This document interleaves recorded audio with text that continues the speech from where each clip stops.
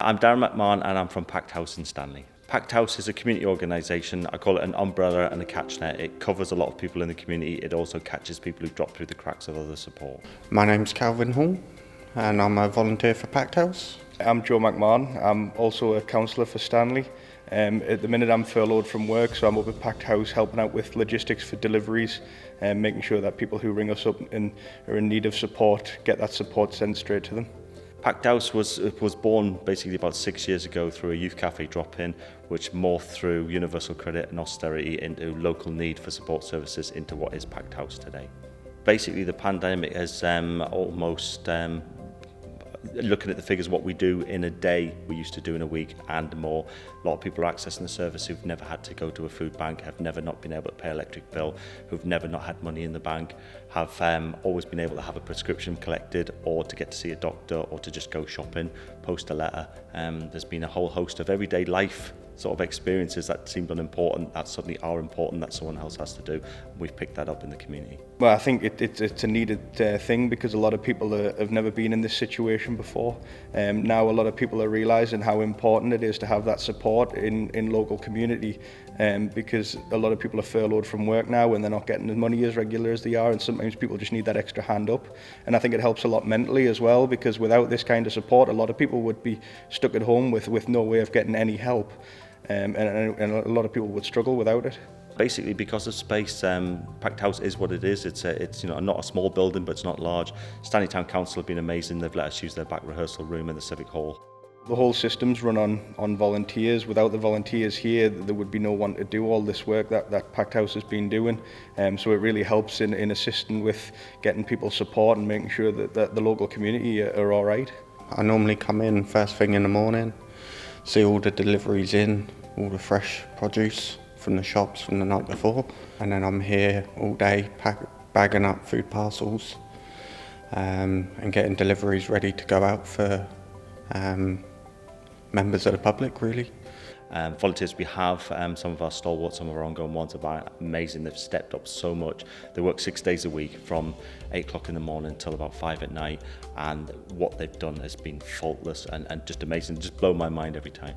So currently what I'm doing is I'll be answering phones or taking messages off the Facebook page, collecting addresses and making sure that the parcels people are needing get put together and the correct things are in the parcels and are sent out to the correct addresses.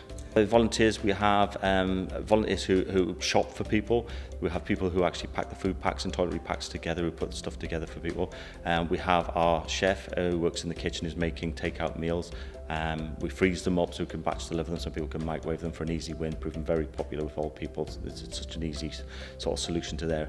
We have Calvin and Joe who are in next door. Basically Joe mans the crisis line 6 days a week. So if you ring PACT House, you'll talk to Joe. Calvin's sort of stepped up as the food bank manager, very organised. He organises his fridges, freezers, his deliveries. He also feeds the satellite centres because we're operating up from Quakeys and from Craghead, but we also share resources with some of the other community organisations at Anfield Plain and down in South Stanley. The number of food parcels that are going out is just risen tremendously, really. We're getting a lot more different people. Some people that are like, I was okay, and now I've got no work and now I'm struggling with money. So, but it's always nice to see new people that are not too scared to ask for help. Stanley Town Council were the first funders through the door. They were very proactive in addressing this issue. They saw it coming, as did we, and they jumped on it and made sure we were resourced. The DCC AAP fund have also funded us. We've had National Lottery money, Ballinger Trust, even Martin Lewis gave us £1,800, which I was mightily surprised of because it was a massively subscribed fund, but I think we've totted up close to £50,000 in additional funding, but the level of support we've given out, it just eats through it so fast. Any donation we get, it's great because we get lots of tinned goods. We get even some of the nicer things, like people will donate bags of crisps or sweets and chocolates, and it's just a little boost to people who are stuck in the house in isolation as well. And without the local donations as well, we would struggle to help everyone we can. We've got a telephone crisis line. Initially with the COVID crisis, people could call and collect, but now what we're doing is operate a delivery service. So you can ring up, and whether it be a prescription or you need a letter posting or it's a food parcel, we take it down. We've had good funding. The council and a lot of organisations have been very, very generous in supporting what we've done, but we're always on the verge of running out, so any donations is always gratefully appreciated. And once this continues, and it will continue for months and months and months, we're going to need to continue to support this community, and we will do it. But we've always done it with the support of Stanley people.